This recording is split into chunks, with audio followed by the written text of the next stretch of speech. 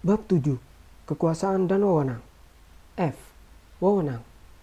Sebagaimana halnya dengan kekuasaan, maka wewenang juga dapat dijumpai di mana-mana, walaupun tidak selamanya kekuasaan dan wewenang berada di satu tangan. Dengan wewenang dimaksudkan suatu hak yang telah ditetapkan dalam suatu tata tertib sosial untuk menetapkan kebijaksanaan, menentukan keputusan-keputusan mengenai masalah-masalah yang penting, dan untuk menyelesaikan pertentangan-pertentangan.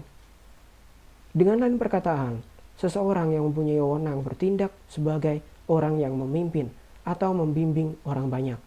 Apabila orang membicarakan tentang wewenang, maka yang dimaksudkannya adalah hak yang dimiliki seseorang atau sekelompok orang. Tekanannya adalah pada hak dan bukan pada kekuasaannya. Dipandang dari sudut masyarakat, maka kekuasaan saja tanpa wewenang merupakan kekuatan yang tidak sah. Suatu kekuasaan harus mendapatkan pengakuan dan pengesahan dari masyarakat agar menjadi suatu wewenang. Wewenang yang terdapat di mana-mana hanya mengalami perubahan dalam bentuknya. Menurut kenyataannya, wewenang tadi tetap ada. Perkembangan suatu wewenang terletak pada arah serta tujuannya untuk sebanyak mungkin memenuhi bentuk yang diidam-idamkan oleh masyarakat. Perihal wewenang tersebut dikenal adanya beberapa bentuk sebagai berikut. 1. Wewenang harismatis, tradisional, dan rasional. Legal. Pembedaan antara wewenang harismatis, tradisional, dan rasional atau legal dikemukakan oleh Max Weber. Pembedaan mana didasarkan pada hubungan antara tindakan-tindakan dengan dasar hukum yang berlaku. Di dalam membicarakan ketiga bentuk wewenang tadi, Max Weber memperhatikan sifat dari dasar wewenang-wewenang tersebut. Oleh karena itulah yang menentukan kedudukan penguasa yang mempunyai wewenang tersebut.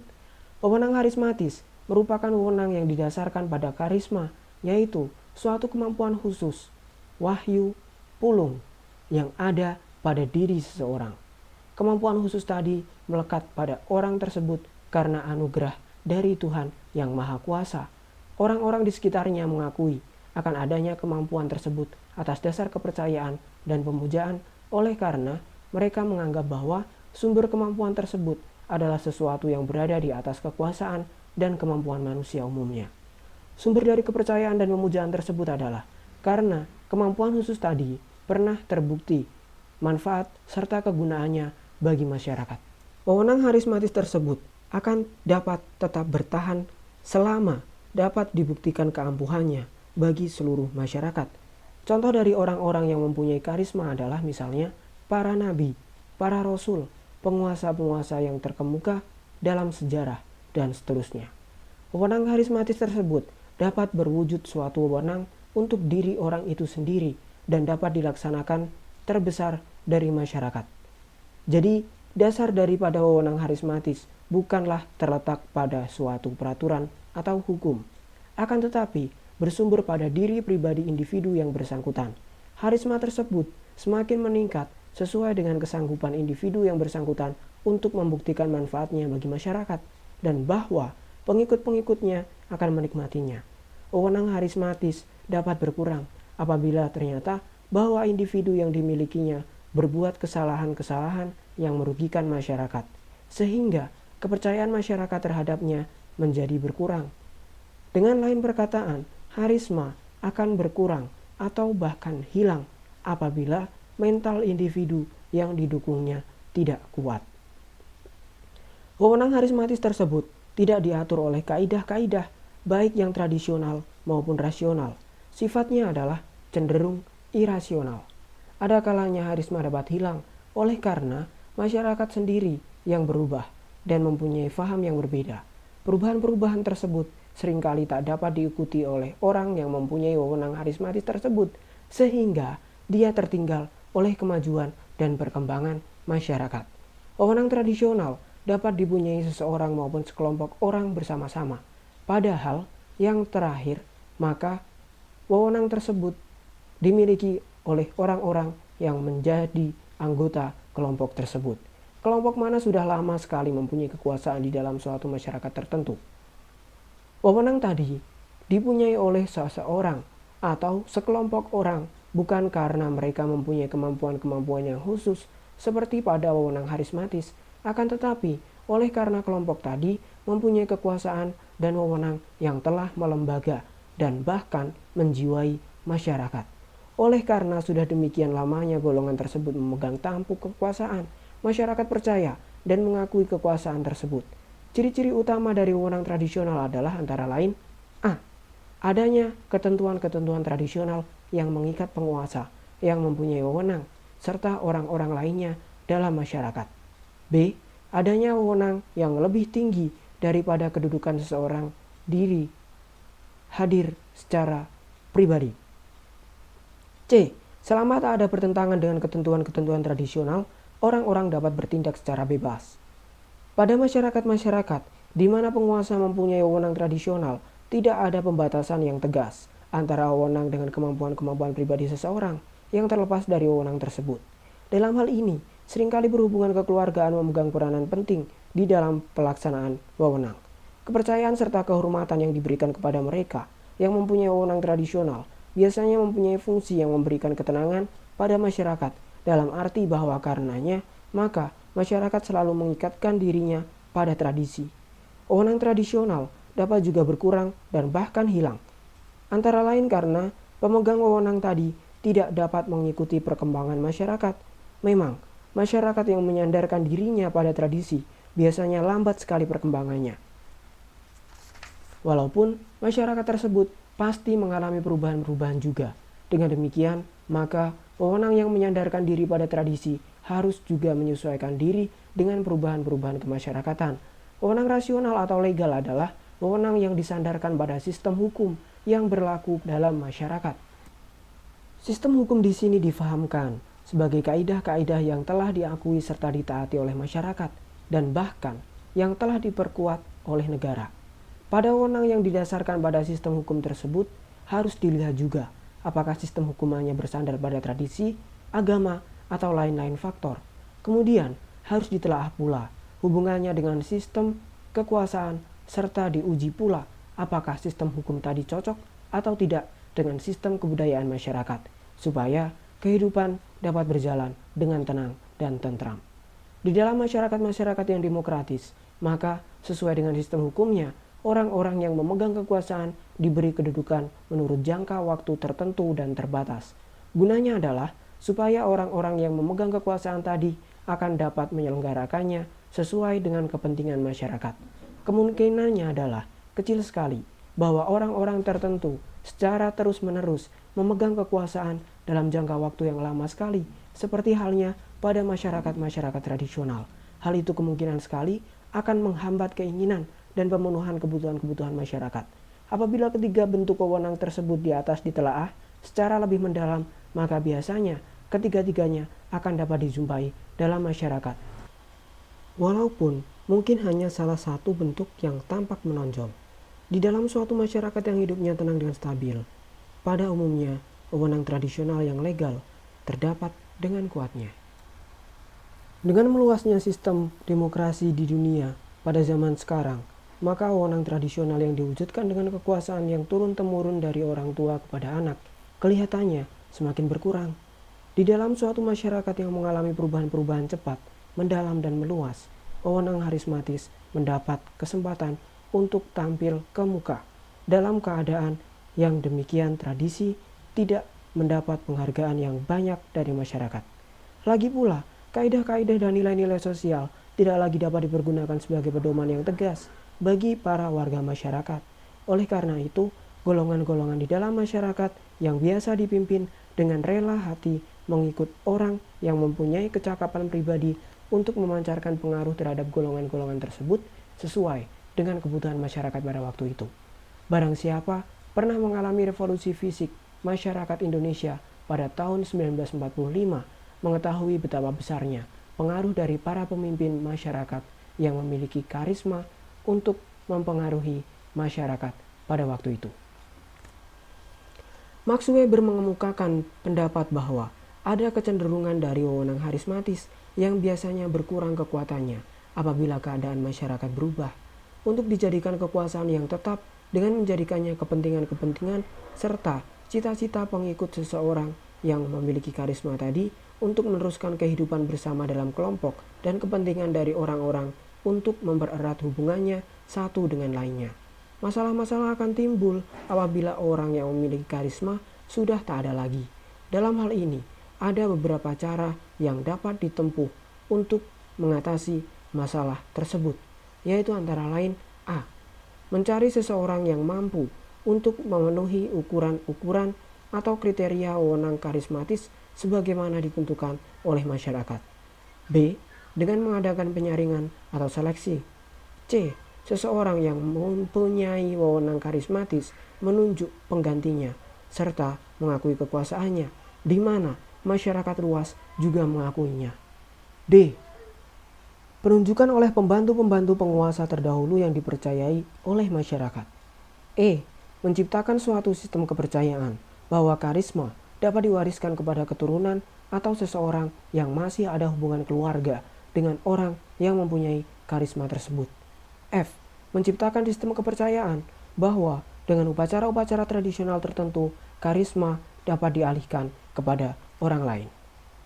Proses perubahan wewenang karismatis menjadi kekuasaan dan wewenang yang tetap tidak mustahil menimbulkan pertikaian-pertikaian. Bagi pengikut-pengikut, seseorang yang mempunyai wewenang karismatis kadang-kadang tidaklah mudah untuk melupakan kenyataan bahwa wewenang tersebut pada waktu-waktu yang lampau pernah melekat pada diri dan pribadinya. Akan tetapi, hal ini bukanlah merupakan penghalang yang terlalu besar, terutama pada masyarakat-masyarakat yang modern. Oleh karena, warga-warga masyarakat tersebut pada umumnya irasional dan menghendaki suatu landasan hukum yang kuat dari wewenang yang berlaku di dalam masyarakat. Kesulitan-kesulitan mungkin akan dijumpai pada masyarakat-masyarakat sederhana yang masih memelihara sistem kepercayaan yang kuat.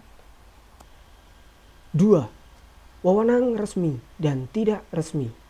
Di dalam setiap masyarakat akan dapat dijumpai aneka macam bentuk kelompok, mulai dari yang jumlah anggota-anggotanya sedikit dan saling kenal-mengenal secara pribadi sampai pada kelompok-kelompok besar, di mana hubungan antara anggota-anggotanya lebih banyak didasarkan pada kepentingan-kepentingan yang rasional sifatnya. Dalam kehidupan kelompok-kelompok tadi, seringkali timbul masalah-masalah mengenai derajat resminya suatu wewenang yang berlaku di dalamnya. Seringkali, wewenang yang berlaku dalam kelompok-kelompok kecil disebut sebagai wewenang tidak resmi oleh karena sifatnya yang spontan, situasional, dan didasarkan pada faktor saling kenal-mengenal. Serta, di mana wewenang tersebut tidak diterapkan secara sistematis.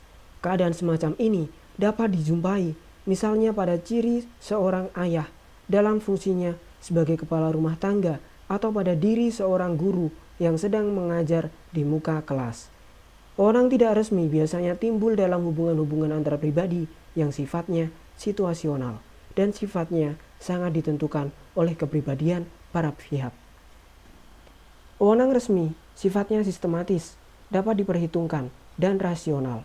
Biasanya, wewenang tersebut dapat dijumpai pada kelompok-kelompok besar yang memerlukan aturan-aturan tata tertib yang tegas dan bersifat tetap.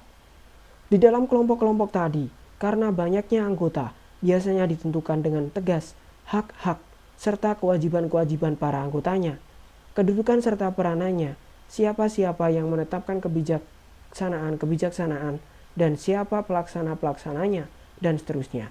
Walaupun demikian, dalam kelompok-kelompok besar dengan wewenang resmi tersebut mungkin saja ada wewenang yang tidak resmi.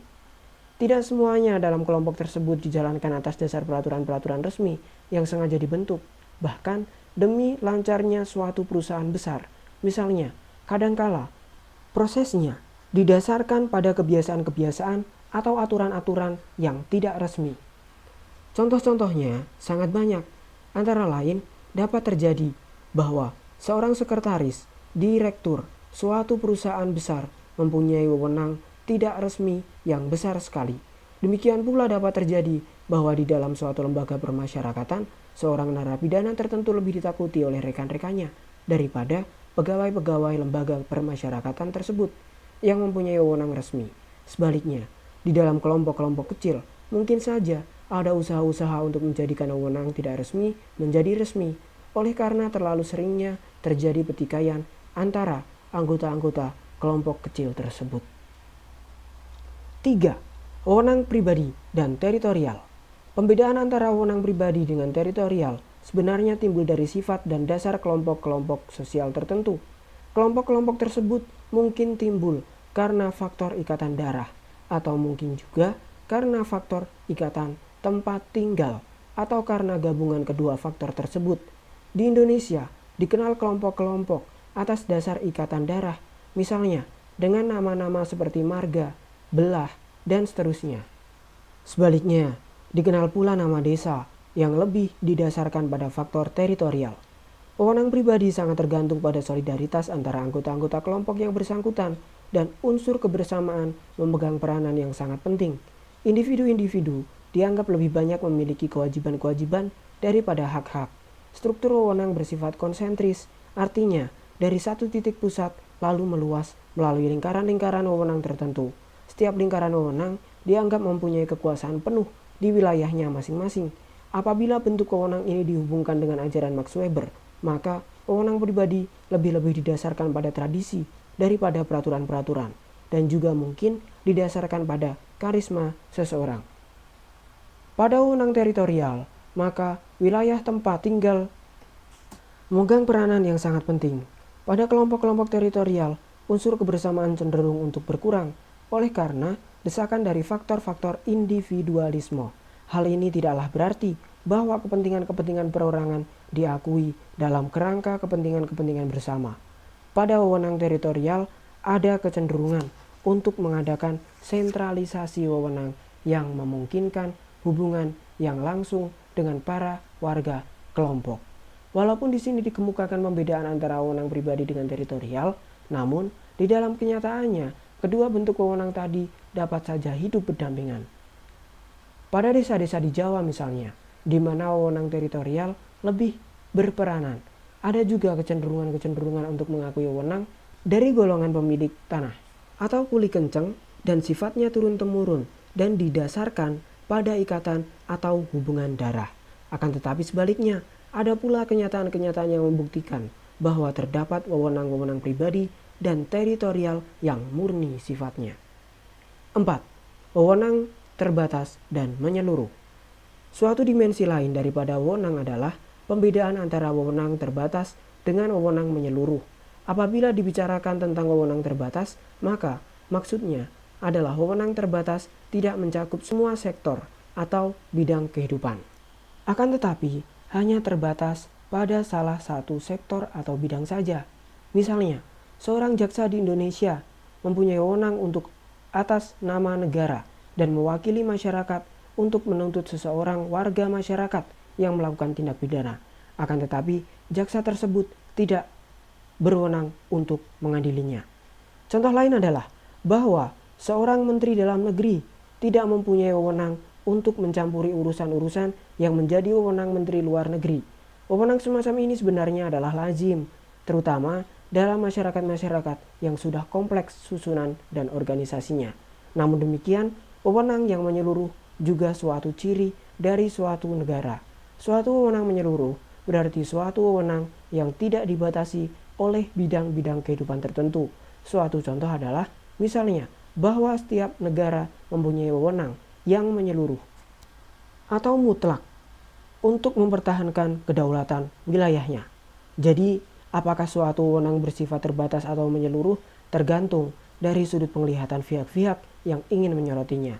Adalah suatu kenyataan pula bahwa kedua bentuk wewenang tadi dapat berproses secara berdampingan, di mana pada situasi-situasi tertentu salah satu bentuk lebih berperanan daripada bentuk lainnya.